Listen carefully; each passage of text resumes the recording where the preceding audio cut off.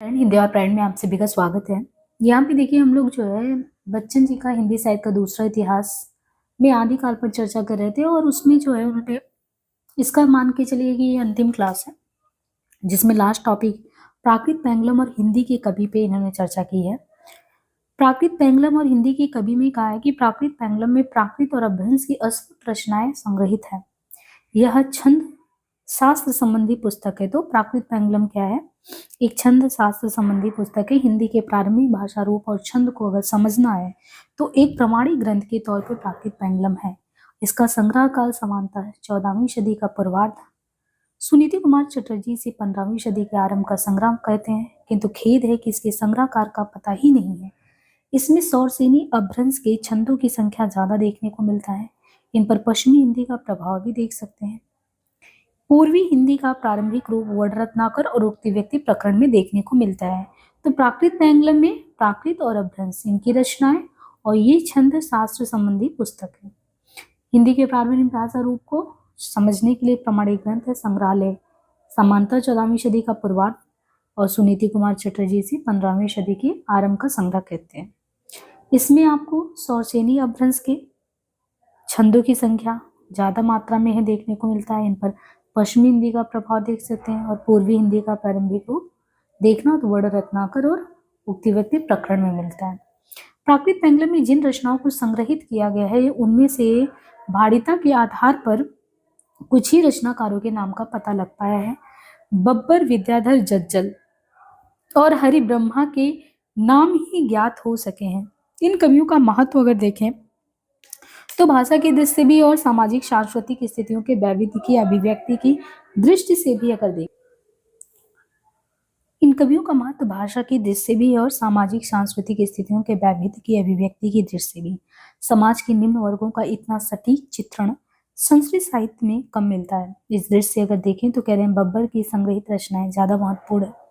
राहुल सांकृत्याय ने बब्बर को प्रसिद्ध वीर कलचुरी नरेश गढ़ 1040 या 80 इनका दरबारी कवि बताया है।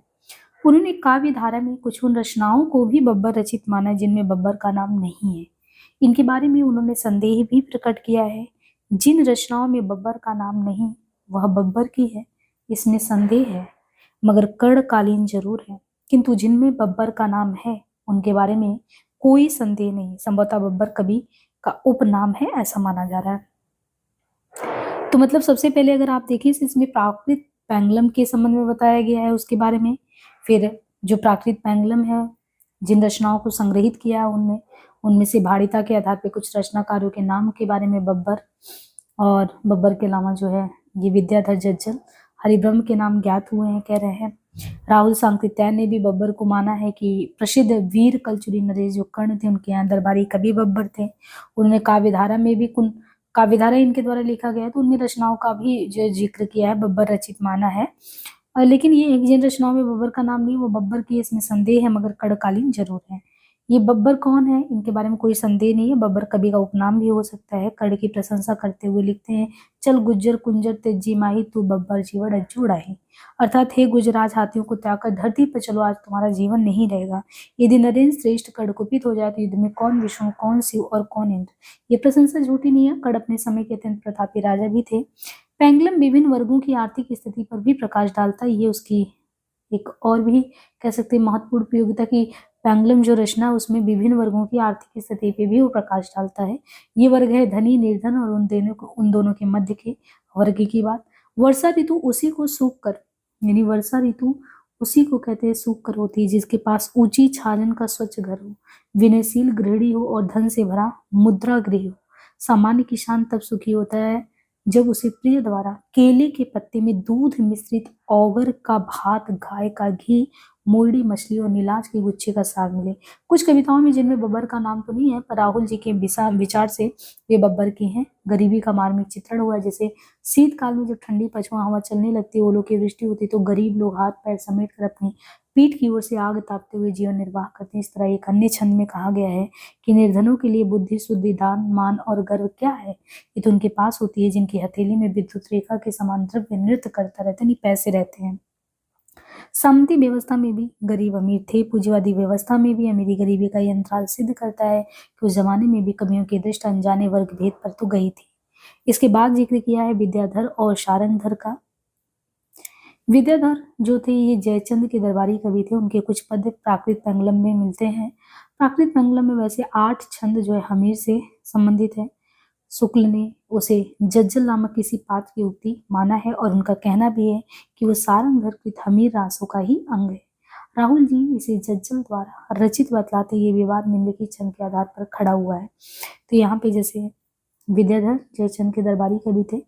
उनके कुछ पद देखे तो प्राकृत पेंगलम में मिलते हैं। प्राकृत पेंगलम में 8 छंद हमीर से जुड़े थे।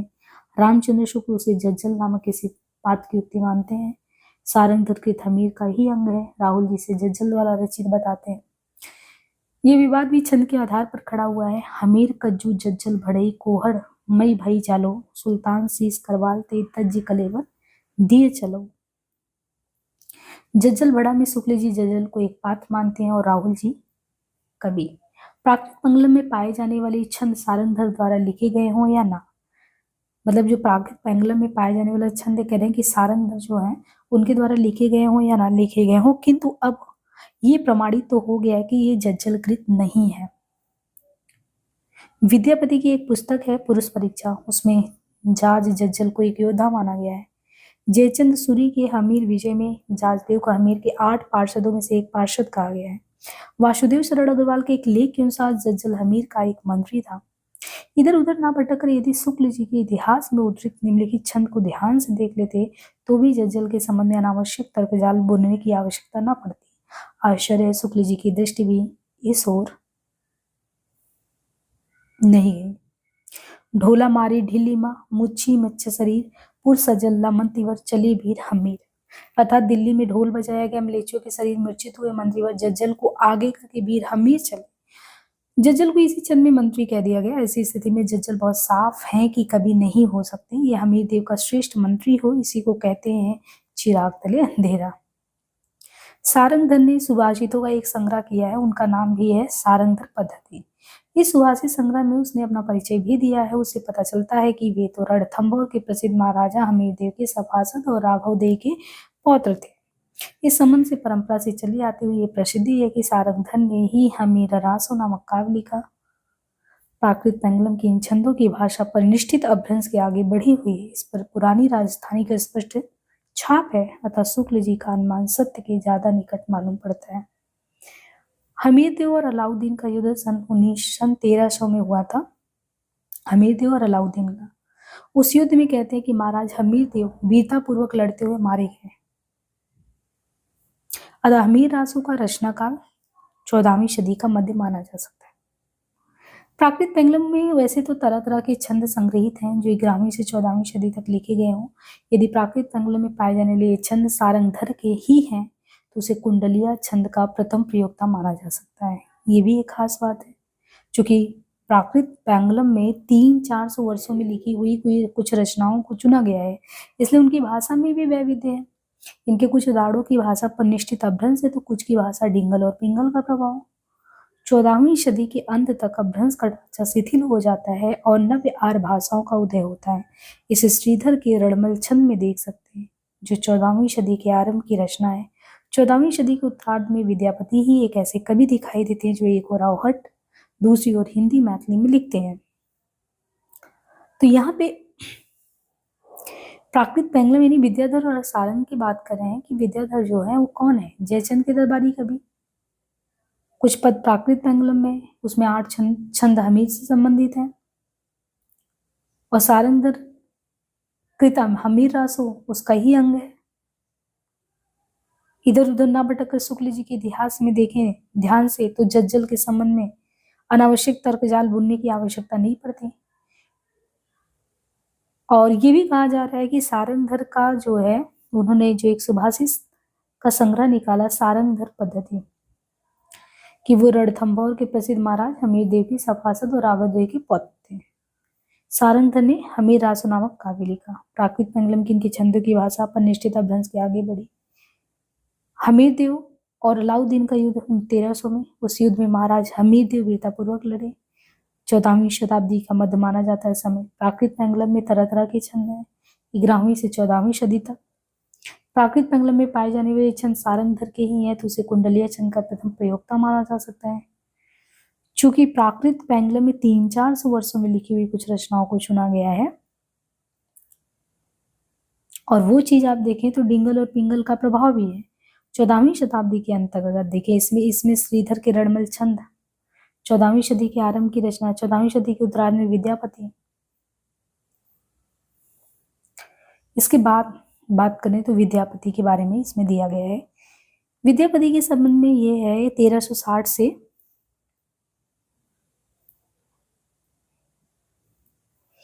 विद्यापति 1360 से 1448। विद्यापति कौन थे? मिथिला के बिस्पी नामक गांव में पैदा हुए थे और वे मिथिला के राजा कीर्ति सिंह शिव सिंह के दरबारी कवि थे। उन्हें संस्कृत, अपभ्रंश और मैथिली भाषा का अच्छा ज्ञान था। अपभ्रंश और मैथिली के तो वे श्रेष्ठ कवि हैं।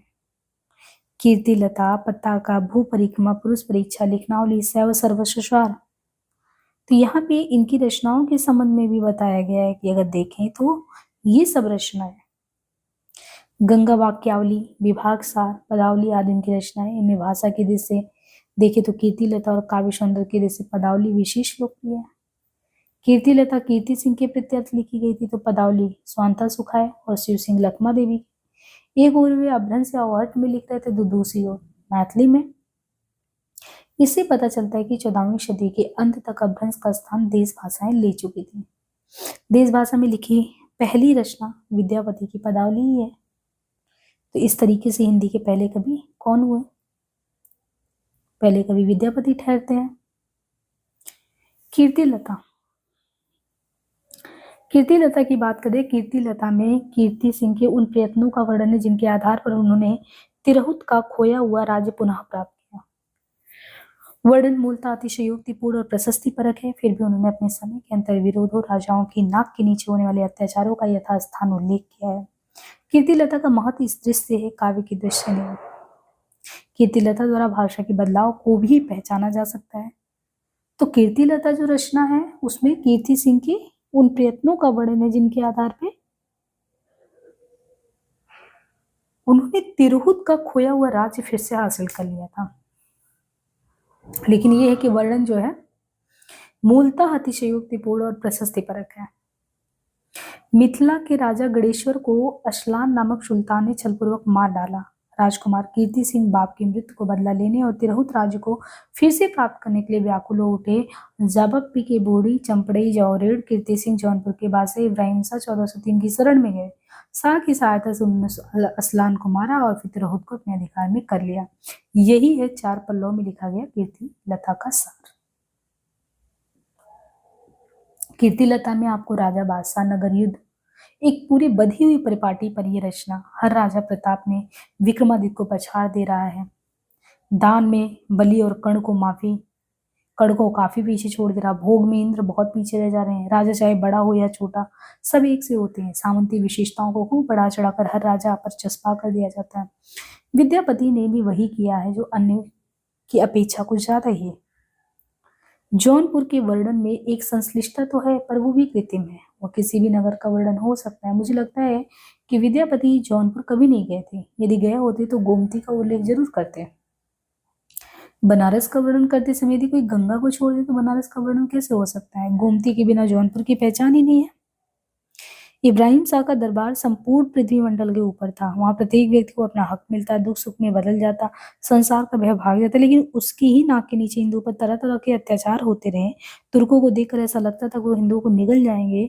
और कभी व्यंग करता है, ऐशु जशु प्रताप रहो चिरा जियो सुल्तान, यानी सुल्तान के प्रताप में ऐसा भी होता है फिर भी सुल्तान चिरंजीवी रहे। सुल्तान की बात तो सुल्तान जाने, किंतु उसके राजपुरुषों द्वारा हिंदुओं पर अत्याचार होता रहा। इतिहास का एक पक्ष ये है, इस पर पर्दा नहीं डाल सकते हैं।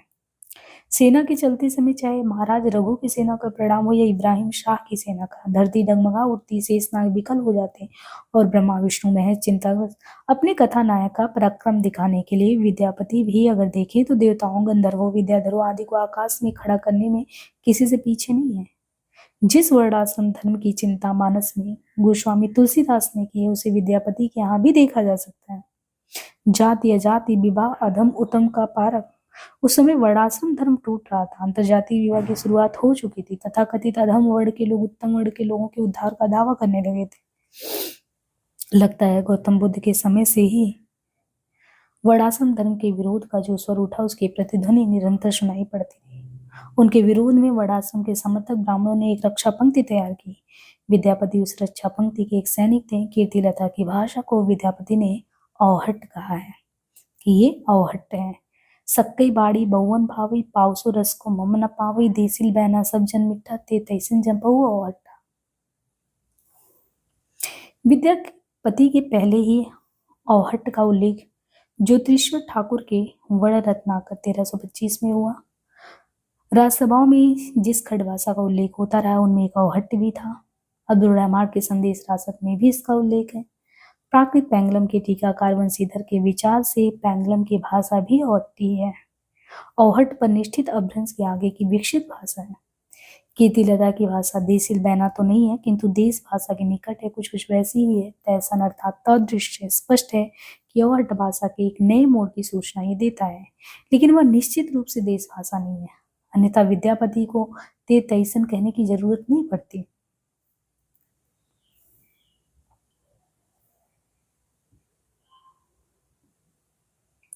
हिंदी के जातीय कवि के बारे में देखें तो विद्यापति जो है, विद्यापति कीर्तिलता में सामाजिक और साहित्यिक परंपरा का समर्थन करते हैं तो पदावली में उन्हें तोड़ते हैं। यानी वही विद्यापति जब कीर्तिलता में सामाजिक और साहित्यिक परंपरा का समर्थन कर रहे हैं तो पदावली में उन्हें तोड़ भी दे रहे हैं, उन्हीं परंपराओं को। राधा कृष्ण के मांसल माधव तथा मुक्त श्रृंगार चित्रों के द्वारा राधा कृष्ण के नाम पर सामाजिक मर्यादाओं की तोड़ फोड़ ठीक न मानकर बहुत से लोगों ने उन्हें भक्त कवि तो कह दिया। यहां तक कि हजारी प्रसाद द्विवेदी पदावली की चर्चा भक्त कवियों के प्रसंग में करते हैं। हिंदी साहित्य के आदिकाल के अंतर्गत वे कहते हैं, इस पुस्तक के पदों ने आगे चलकर बंगाल, असम और उड़ीसा के वैष्णव भक्तों को प्रभावित किया और ये उन प्रदेशों के भक्त साहित्य में नई प्रेरणा और नई प्राणधारा संचालित करने में भी समर्थ। इसलिए पूर्वी प्रदेशों में सर्वत्र ये पुस्तक धर्मग्रंथ की महिमा पा सकी। यानी हजारी प्रसाद द्विवेदी जी के बारे में कहा जा रहा है कि इन्होंने तो चाहे भले ही मांसल वर्णन राधा कृष्ण का हुआ हो श्रृंगारिक दृश्य से, लेकिन फिर भी इन्होंने उनको भक्त कवियों में ही माना। और ये कहा भी गया कि पूर्वी प्रदेश में सर्वत्र पुस्तक धर्म ग्रंथ के तरीके से पूजा जा रहा है। वे भक्ति के प्रसंग में विद्यापति को श्रृंगार रस के सिद्ध वाक्य कवि कहते हैं। इसमें संदेह नहीं कि श्रृंगार रस और भक्ति रस में मौलिक अंतर नहीं है, किंतु कवि को पहले भक्त होना चाहिए। विद्यापति शैव थे, अतः उन्हें वैष्णव कवि नहीं कहा जा सकता। पदावली में श्रृंगार के ऐसे इंद्रिय उत्तेजक चित्र खींचे गए कि यदि उन्हें भक्ति काव्य के तहत रखते हैं तो श्रृंगार काव्य का क्या होगा। जयदेव के गीत गोविंद को इसी आधार पर श्रृंगारिक काव्य ही माना जाना चाहिए। ये बच्चन जी कह रहे हैं अपने तरीके से। अब रामचंद्र शुक्ल ने अपने इतिहास में पहले ही ये बात लिख दी है कि विद्यापति को कृष्ण भक्तों की परंपरा में नहीं समझना चाहिए। जो लोग विद्यापति को आध्यात्मिक दृष्टि से देखना चाहते हैं उन्हें हाड़े हाथों लेते हैं। वे लिखते हैं आध्यात्मिक रंग के चश्मे बहुत सस्ते हो गए हैं आजकल, उन्हें चढ़ाकर जैसे कुछ लोगों ने गीत गोविंद को आध्यात्मिक संकेत बताया, वैसे ही विद्यापति के इन पदों को। विद्यापति श्रृंगारिक कवि हैं या भक्त कवि को लेकर एक विवाद उठ खड़ा हुआ और वो अब भी बंद नहीं हुआ। शुक्ल जी के पहले ग्रियर्सन, वो भी विद्यापति को रहस्यवादी कह चुके हैं। उनके अनुसार राधा जीवात्मा है, कृष्ण परमात्मा। कुमार स्वामी भी उनमें रहस्य भाव देखते हैं।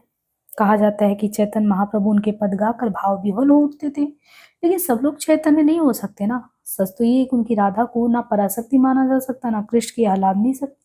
पदावली में इसका कहीं संकेत नहीं।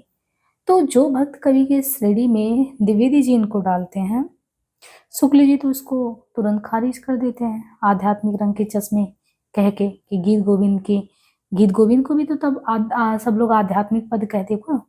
अब जैसे विद्यापति श्रृंगारिक कवि है या भक्त कवि, विवाद खड़ा हुआ तो कहने शुक्ल से पहले तो ग्रियर्सन भी उनको रहस्यवादी समझ चुके हैं। कुमार स्वामी है, ये भी रहस्य भाव से दिखते हैं। वो तो ये भी कहते हैं कि चैतन्य महाप्रभु उनके पद गाकर भाव विह्वल हो जाते हैं। ये विद्यापति की कविता का स्थापत्य श्रृंगारिक है, उसे आध्यात्मिक कहना खजुराहो के मंदिरों को आध्यात्मिक कहना है। उनके श्रृंगार में यौनोन्माद का शारीरिक आमंत्रण है, संभोग का सुख है, विलास की विवलता, वयोग में स्मृतियों का संबल और भावुकतापूर्ण तन्मयता है। तो ये जो है बच्चन जी कह रहे हैं कि विद्यापति कविता विद्यापति की कविता का स्थापत्य श्रृंगारिक है।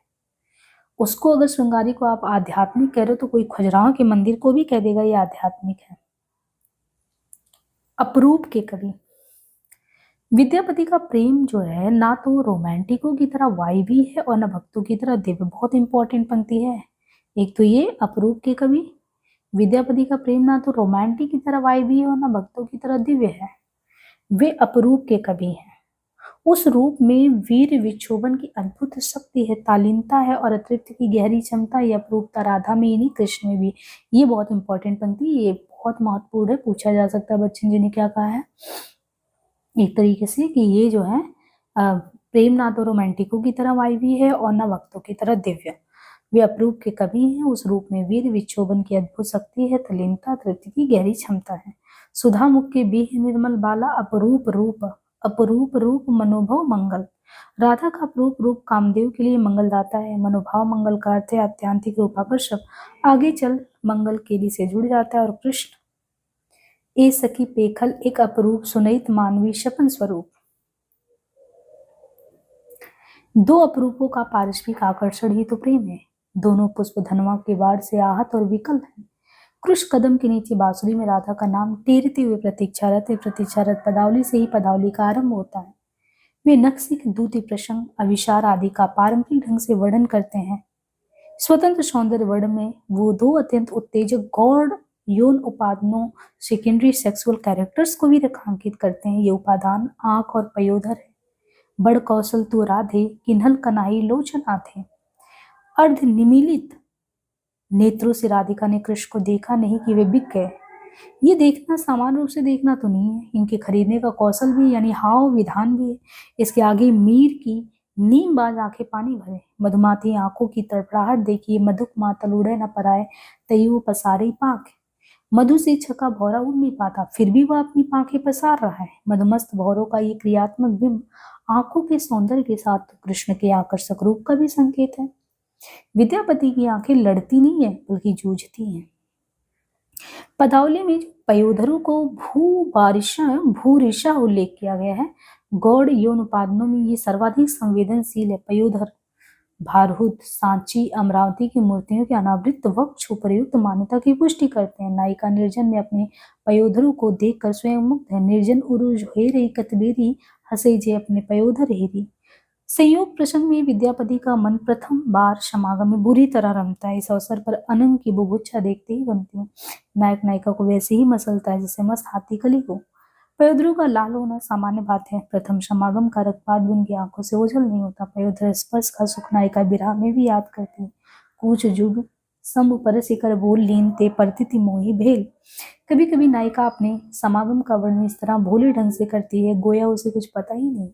हसी हसी बहु आलिंगन देल मनमत अंकुर कुष्मत भेल। विद्यापति के विरह में अद्भुत संयम है। इनके विरह में अद्भुत संयम है। संयोग वर्णन के घनीभूत बादलों का उद्दाम आवेग आखिरी बूंद तक बरस कर रिक्त हो गया। कृष्ण कल आने के लिए कहकर मथुरा चले गए। हर प्रातः काल राधिका पूछती है कि वो कल कब आएंगे। कालिक अवधि करिय पिय गेल लिखित काली भीतर भरी गेल। इसमें संदेह नहीं कि पदावली सावंती विलास को प्रचलित करने वाली रचना है। शिव सिंह स्वयं कृष्ण के रूप में अवतरित है, इनका उल्लेख किया जा चुका है। विद्यापति के वे गीत मिथिला में गाए जाते हैं जो गृहस्थी से जुड़े। विद्यापति ने अपने पूर्ववर्ती मैथिल कोकिल देखिए विद्यापति ने अपने पूर्ववर्ती मैथिल कवि उमापति को कोसों पीछे छोड़ दिया है। निराला ने उनकी मादकता को नागिन की लहर कहा है। ये लहर रीति काव्य में नहीं मिलेगा। मैथिली की मिठास लोक धुनों का समावेशन तन्मयीभूत करने की अपनी क्षमता के कारण पदावली आज भी लोकप्रिय है और कल भी रहे। नागर अभिरुचि के बावजूद विद्यापति की रचनाओं में एक खुलापन है, साहस है, सौंदर्य उपयोग की ललक है, रूप दर्शन की अतिरिक्त प्यास है। अग्रांकित पद में उनका जीवन दर्शन और प्रेम रहस्य निहित है। सखी ये पूछ से अनुभव मोय जूई पीरत अनुराग बखानते तिल तिल नूतन हो। खुसरो 1253 से 1325। खुसरो खड़ी बोली हिंदी के पहले कवि माने जाते हैं। यद्यपि खड़ी बोली का प्रभाव अभ्रंश की कविताओं पर भी है, पर जैसा कि प्रचलित विश्वास है कि खुसरो ने खड़ी बोली में प्रभुत रचनाएं की है बहुत सारी, किंतु उनमें से ज्यादातर नष्ट हो गई हैं। जो रचनाएं उनके नाम पर उद्धृत की जाती हैं वे सर्वथा संदिग्ध हैं। लेकिन भारत की जमीन को इतना प्यार करने वाले संवेदनशील कवि ने जनता की बोली को अवश्य अपनाया होगा। खुसरो का जन्म देखें तो खुसरो का जन्म एटा जिले के पटियाली नामक कस्बे में 1253 में हुआ था। वे अपने समय के प्रसिद्ध सूफी संत निजामुद्दीन औलिया के शिष्य थे। वे फारसी के श्रेष्ठ कवि थे। उनका खुद का दावा था कि वे फारसी कवि जामी के समकक्ष थे। वे ईरान और भारत के फारसी में लिखने वाले चोटी के कवियों में एक थे। पर खुसरो में अनेक अंतर विरोध थे। एक ओर वे मलिक छज्जू जलालुद्दीन अलाउद्दीन खिलजी तुगलक आदि के राजकवि थे, तो दूसरी ओर सूफी फकीर निजामुद्दीन औलिया के पट्ट शिष्य। तो खुसरो में क्या अंतर विरोध थे? एक वे मालिक छज्जू जलालुद्दीन अलाउद्दीन तुगलक के राजकवि, तो दूसरी ओर सूफी फकीर निजामुद्दीन औलिया के पट्ट शिष्य। एक और दरबार था, दूसरी ओर मन। एक और वे कट्टर बादशाह और मुल्लाओं से घिरे, तो दूसरी ओर सूफी फकीर से। एक और वे फारसी में लिखते, तो दूसरी ओर खड़ी बोली में। एक और अलाउद्दीन की कट्टरता, उनकी अतिशयोक्तिपूर्ण प्रशंसा, तो दूसरी ओर सूफी फलसफे के प्रकाश में वीरानगी के सुल्तान पर मरसिया पड़ना। मुल्की दिल खर्दी खराबस तीर नाज बदरी वीरान सुल्तानी हनोज, अर्थात तूने हृदय के देश को अपनी नाज की तलवार से उजाड़ डाला, अब इस वीराने में सुल्तान बनकर बैठा है। दरबार और मठ में तालमेल बिठाने के सिवा खुसरो के सामने अन्य विकल्प नहीं थे। ऐतिहासिक साक्ष्य से उनकी धार्मिक कट्टरता सिद्ध है, पर देश, भाषा और देश के प्रति उनका प्रेम स्मरणीय रहेगा। खुसरो की फारसी रचनाएं तो सुरक्षित हो गई, क्योंकि उस समय मुसलमानों में अरबी फारसी का बोलबाला था, तो हिंदुओं में संस्कृत। ऐसी स्थिति में दिल्ली मेरठ की आम जनता की बोली में लिखी जाने वाली कविताओं पर कौन ध्यान देगा? कुछ लोगों का कहना है कि स्वयं खुसरो की दृष्टि में खड़ी बोली की रचनाओं का महत्व नहीं था। उन्होंने खड़ी बोली में जो कुछ भी लिखा उसे मित्रों में मार दिया। उनका कहना है, चुजवे चंद नजमे हिंदवी नस्ते दोस्ताम कर अशुद्ध। इसे इतना तो स्पष्ट है कि उन्होंने हिंदी में कविताएं लिखी तो थी, उन्हें हिंदवी पर गर्व भी था। चूमन तूतिये हिंदम अरस्त पुरसी जेमन हिंदुई पोस्ट तनाज गोयम। अगर मैं हिंदुस्तान की तूती हूँ, अगर वास्तव में तुम मुझसे कुछ पूछना चाहते हो तो हिंदी में पूछो, जिसमें कि मैं कुछ अद्भुत बता सकूं। उनकी हिंदी कविता के जो नमूने पाए जाते हैं उनमें तो कुछ निम्नलिखित हैं, पर ये बहुत बाद के मालूम पड़ते हैं। गोरी सोए सेज पर मुख पर डाले केस, चल खुसरो घर आपने रैन भई सब देश। उनकी एक प्रसिद्ध गजल है, जियाल मिस्की मकून तगाफुल दुराए ने न बनाए वती है किताबे हिजरा न दारा में हिजा न लिहाओ कहे लगाए छती। ये प्रसिद्ध गजल है। कुछ मुकरियां भी है। बाला था जब सबको भाया, बड़ा हुआ कुछ काम ना आया, खुसरो कह दिया उसका नाम, बूझे नहीं तो छोड़े गाँव। इसमें मौलाना दाऊद में मुल्ला दाऊद कहते हैं। इनका चंदायन नाम का एक सूफी प्रेम आख्यानक है 1379 में। ये लोरिक जनता की लोक प्रचलित प्रेम कहानी पर आधारित है। हिंदी भाषा भाषी जनता में इस प्रेम गाथा का गायन लोरिकी, चनैनी, लोरिकायन इनके नाम से आज भी होता है। ये लोकगीत नहीं, लोक गाथा है। लोक गाथा में मिथकी तत्व की प्रमुखता होती है। लोरिक कोई ऐतिहासिक पुरुष रहा होगा और बाद में वो मिथक बन गया। हिंदी भाषा भाषी क्षेत्र के पूर्वांचल में मिर्जापुर, बलिया, भोजपुर, संथाल, परगना, भागलपुर आदि में ये बहुत लोकप्रिय है। दाऊद के चंदायन में अपने ढंग से इसका सूफीकरण किया गया है। तो मौलाना दाऊद चंदायन एक सूफी प्रेम आख्यानक रचना 1379 लोरिक चंदा की लोक प्रचलित प्रेम कहानी पर बेस्ड है। ये इसमें लोरकी, चनैनी, लोरिकायन के नाम से ये लोकगीत नहीं लोक गाथा है। भाषा भाषी क्षेत्र में पूर्वांचल में मिर्जापुर, बलिया, भोजपुर, संथाल, परगना यहाँ पे, और दाऊद के चंदायन में अपने ढंग से इसका सूफीकरण किया गया है।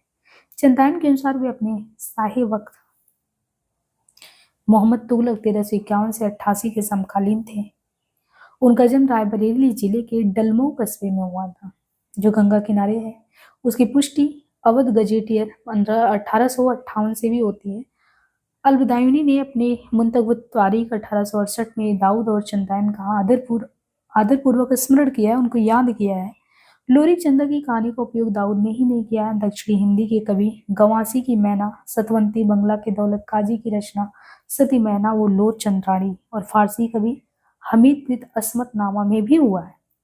हजारी प्रसाद द्विवेदी की पुनर्नवा की नींव भी इसी पर रखी गई है। तो चंदायन जो है रचना, चंदायन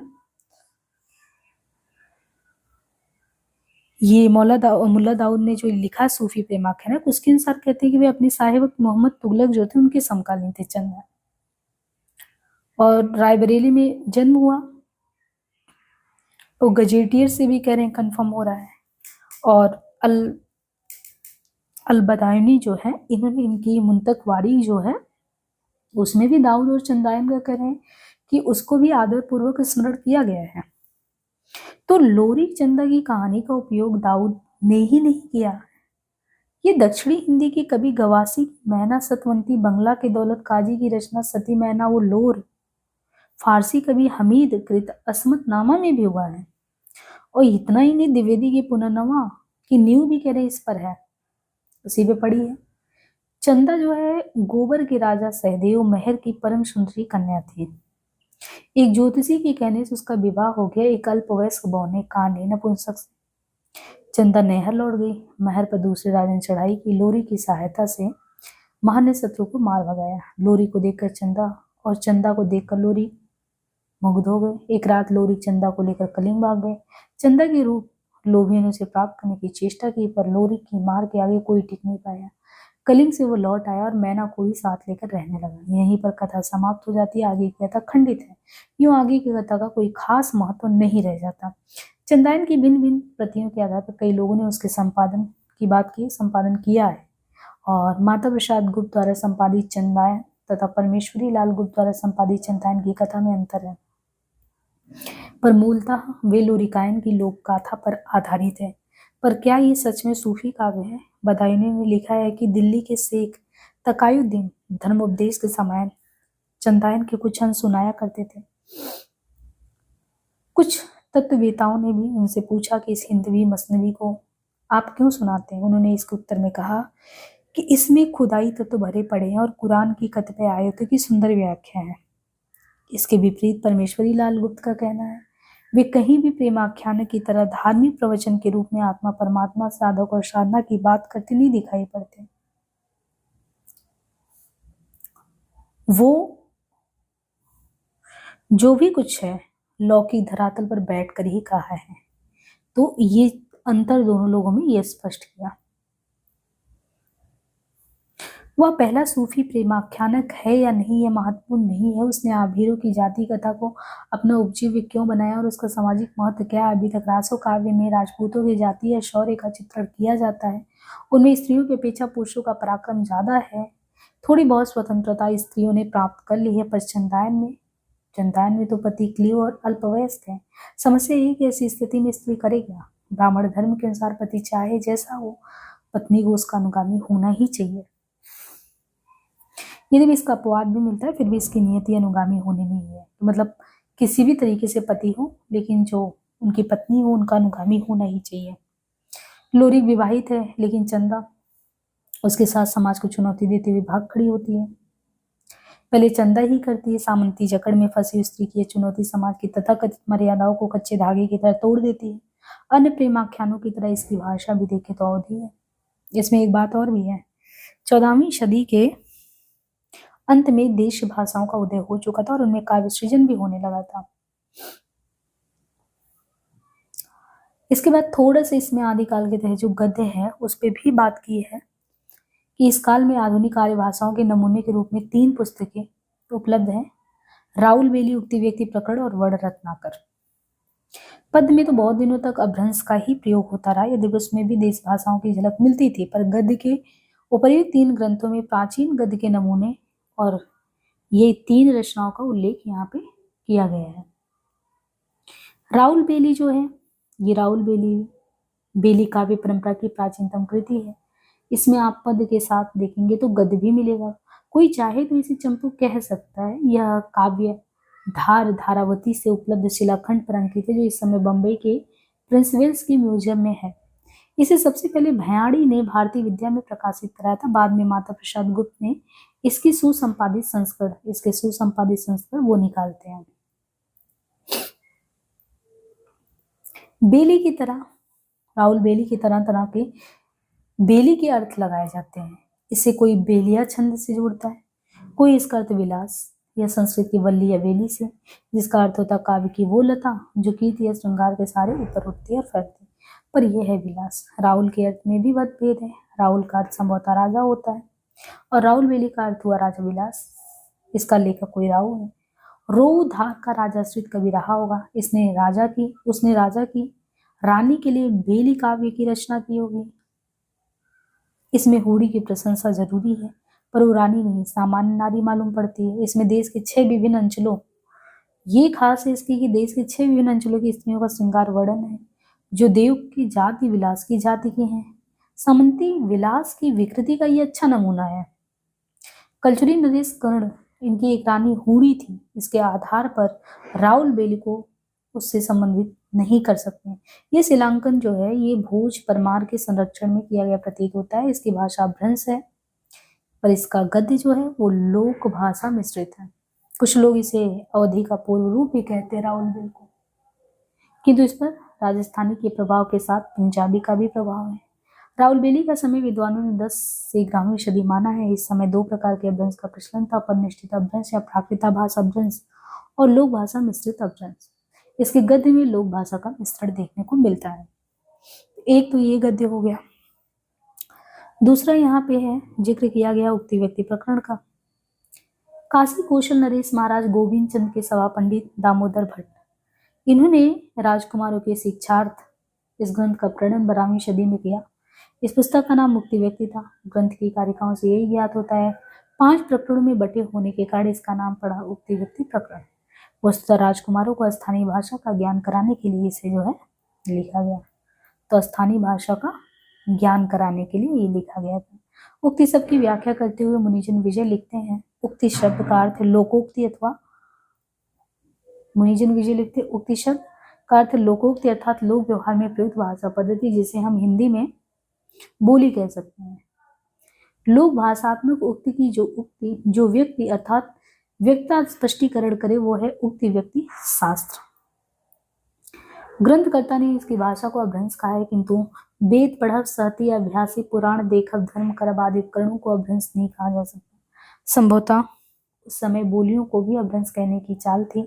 सुनीति कुमार चाटुर्य इनकी भाषा को प्राचीन कोशली या अवधि कहते हैं कि ये जो है प्राचीन कोशली अवधि है। इस पर काशिका की भी छाप है।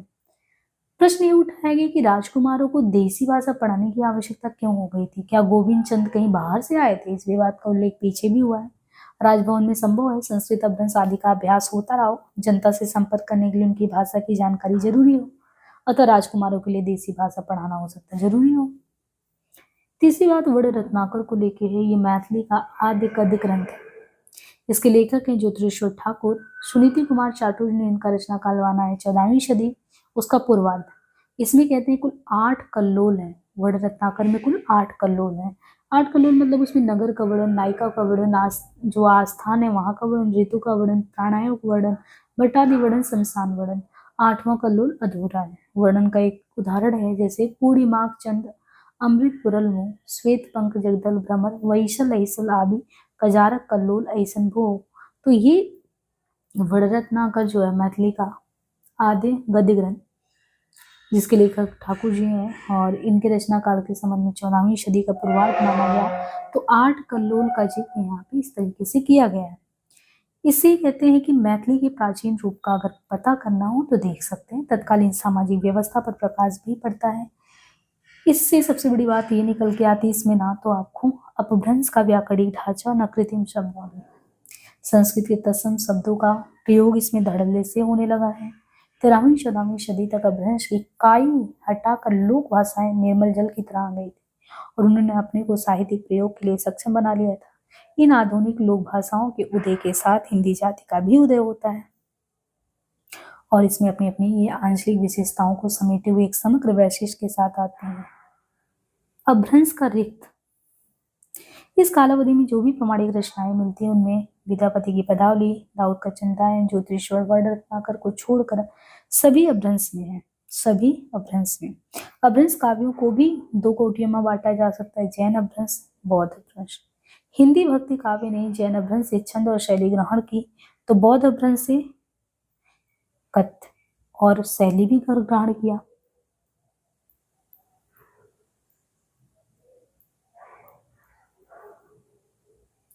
जैन काव्य में प्रबंध भी है, मुक्तक भी है। प्रबंधों में मुख्य क्या है वहाँ? चरित काव्य और पुराण काव्य है। मुक्तमों में दोहा, छप्पे, कुंडलिया, रोला, ये सब। प्रबंधों में देखें तो पधड़िया बंध, पधड़िया छंद के 8-8 चरणों के बाद दत्ता वाला, इसे कड़वक कहते हैं। पधरी या पधड़िया 15 या 18 मात्राओं का छंद होता है, पर हिंदी प्रबंध काव्यों में पधड़िया बंध नहीं स्वीकार किया गया। बौद्ध सिद्ध सराफा की दोहा चौपाई पद्धति अपनाई गई। हजारी प्रसाद द्विवेदी जी का कहना है कि इतिहास लेखकों ने भ्रमवश से लिख दिया है कि सभी जैन चरित काव्य दोहा चौपाइयों में लिखे गए। वस्तु अब तक प्राप्त पश्चिमी अपभ्रंश के साहित्य में दोहा को धत्ता देने की प्रथा नहीं थी। बहुत बाद में पश्चिमी अपभ्रंश में दोहा का धत्ता दिया जाने लगा। पर अवधी भाषा में लिखे गए काव्यों में चौपाई दोहों की पद्धति को ही अपनाया गया है। तो जैन काव्य में प्रबंध में मुख्य चरित पुराण काव्य, फिर मुक्तकों में दोहा, छप्पई, कुंडलिया, रोला, ये सभी हैं। पधड़िया छंद के 8-8 चरणों के बाद दत्ता, कड़वक है ना, फिर ये पधरी या पधड़िया 15 या 18 मात्राओं का छंद। और हजारी प्रसाद द्विवेदी का कहना क्या है, इतिहास लेखों ने भ्रमवश ये लिख दिया है कि सभी जैन चरित काव्य दोहा चौपाई में लिखे गए। वस्तुतः अब तक प्राप्त पश्चिमी अपभ्रंश के साहित्य में दोहा का धत्ता देने की प्रथा नहीं थी। मुक्तकों में बात करें तो मुक्तक में कबीर आदि ने बौद्ध सिद्धों से ही दोहा छंद लिए हैं। इसी को वे साखी कहते हैं। श्रृंगारी दोहे हेमचंद के व्याकरण में प्रचुर मात्रा में मिलते हैं। इनका प्रभाव आपको रीतिकालीन दोहा काव्य पे देखने को मिलेगा। नीतिपरक दोहे की परंपरा भी हेमचंद के व्याकरण के दोहों से ग्रहण की गई है। वीर दर्पुड़ दोहों की परंपरा अपभ्रंश में ही समाप्त हो गई थी। गेय पदों को बौद्ध सिद्धों से लिया गया है। तो गेय पद जो है वो कहाँ से, बौद्ध सिद्ध से। कबीर, सूर, तुलसी आदि में ये परंपरा पाई जाती है। तो मुक्तकों में कबीर आदि ने बौद्ध सिद्ध से दोहा छंद लिया है, जो साखी के रूप में आपको आगे देखेगा। श्रृंगारी दोहे हेमचंद के व्याकरण में, नीति परक दोहों की परंपरा हेमचंद के व्याकरण के दोहों से। वीर दर्पुड़ दोहों की परंपरा अपभ्रंश में ही समाप्त हो गई। गेय पदों को बौद्ध सिद्धों से ग्रहण किया गया। कबीर, सूर, तुलसी आदि में परंपरा पाई गई। छप्पे, कुंडलिया, रोला आदि के उदाहरण प्राकृत पेंगलम में मिल जाते हैं। कविता और सवैया संभवतः हिंदी के अपने छंद है। प्राकृत पेंगलम के छंद कितने जैनियों द्वारा लिखे गए, कितने अजैनियों द्वारा, नहीं कह सकते। काव्य रूपों के इस परिग्रहण से पता लगता है कि हिंदी की परंपरा मुख्यतः बौद्ध सिद्ध जैन मुनियों से प्रभावित है। भक्तिकाल के निरूढ़ काव्यधारा पर बौद्ध सिद्धों का ही प्रभाव दिखाई देता है। सगुण धारा के प्रबंध पर जैन चरियों काव्यों का। तो यहाँ पे इस तरीके से जो है हमने जो ये जर्नी शुरू की थी आदिकाल की, तो यहाँ पे अब आदिकाल में देखेंगे तो जो इंडेक्स है,